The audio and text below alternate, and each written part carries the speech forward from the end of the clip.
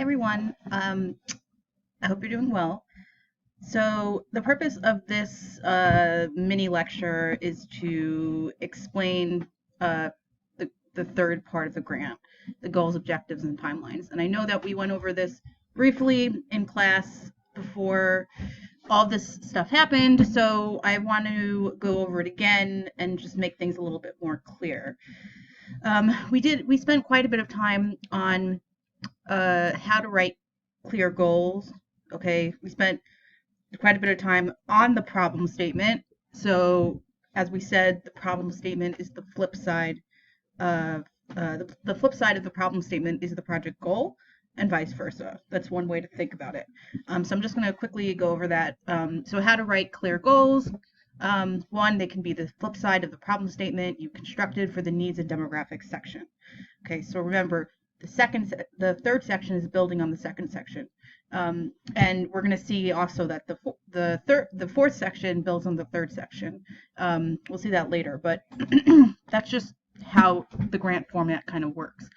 So, an example problem statement that you would construct in your needs and demographics would be more than 50% of the Y community has difficulty obtaining X.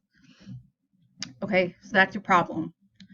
Now, your project goal in the third section, right, goals, objectives, and timelines, is to be very specific about how you're going to address that problem statement. Okay, so here it says by the end of the 2019 fiscal year, with the establishment of Z program, Community Y will increase access to Z by 50%. Okay, so again, the problem statement says that more than 50% of the Y community has difficulty obtaining X. Okay, the project goal is that the Z program will help, right, the community of obtain X, right? Over there it says increase access to Z. It's not supposed to be Z, it's supposed to be X. Okay. And it's very specific, right, about how many people can have access to X, right? So here it says in 1 year they'll produce a program that will then allow 50% of the community to have access to these needs. And remember, you're not saying 100% because that's not feasible. So you have to make sure that it is a doable, right, goal. So what I think we need the most review on is the activities and timeline section. So I'm going to show you some examples of what that looks like, and it's not very complicated. What you really have to do is you have to know what your project is, and break it up into the timeline, right? So it's the timeline and activities. It's pretty self-explanatory. It sounds like what it is, okay?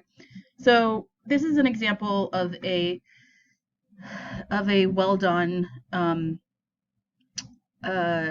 timeline and activities portion of this section. So by 2019, we will have received the grant, which will help us launch the first phase of the Women's Mental Health Program and task. In order to begin the program, we will need to hire 2 therapists and a clinical director. To do this, we will put out job advertisements on websites such as Indeed.com. Okay, so saying this is what we're going to have to do at this stage of the grant process, the project process. While in the hiring process, we will need to acquire equipment for the office space that the wellness program will be run out of. The equipment that we will need to acquire includes phones, a computer, furniture, the space itself, and other various office supplies. We will carry out the acquiring of equipment at the same time as the hiring process. We aim to have the hiring process completed and the contracts of the therapist and clinical director negotiated by August 2019. In August 2019, we will also begin advertising this program to individuals that are involved in tasks and aim to have patients enrolled by September 2019. So this is up here. You can pause it and read the rest. I'm not going to read it all because I think you get the idea. Where the the group decided, right, the breakdown of all the specific things that need to be done in order for them to launch this women's mental health program. Okay, so that was one project, activities and timeline. Another project, they did it this way. So again, you can, I think I'm kind of on top of that. You can read, I'll read a little bit of this, but you can get an idea of how this particular group decided to organize their timeline and activities piece. So the timeline, the project will commence June 1st, 2019 by submitting the grant proposal application to the International Foundation in order for the board committee to review the grant proposal.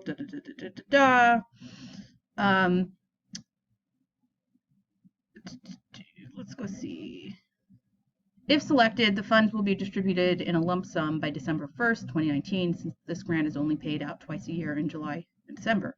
With the project in full motion, January 5th, 2020, we will begin reaching out to secondary education schools in the Morogoro region of Tanzania, inquiring about the required textbooks for their courses. This process will take 15 days. See, look how specific that is, okay?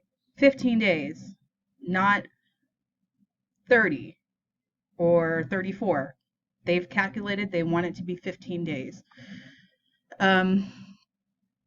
Once the required textbooks are established, on January 20th, 2020, Room to Read will place the order for textbooks for 26 different classrooms using the grant money. In conjunction, on January 21st, 2020, we will begin in-kind donations drives to supply female students beyond the 26 classrooms that our grant will cover. Okay, you can read the rest of this part to see again the specifics of the timeline. Now, this particular group decided to make a separate activities section, which is totally okay. You could do it that way. You could not do it that way. It's up to you, as long as the information is in there. So in order for Room to Read to meet our goal, we must contact the Room to Read regional board to consult local schools, school boards, and local governments to see what textbooks are needed. Next, we will need to purchase textbooks and crowdsource textbooks. We will then create events centered around distributing textbooks to those in need and create events to raise more local funds to keep purchasing textbooks. Through our already established efforts in Tanzania, we will provide classes, workshops, and extracurricular activities as a support for the girls enrolled in the program. So you see how that easily could be incorporated into one paragraph. It really doesn't matter. Okay, so this is just a little basic boot camp on how to finish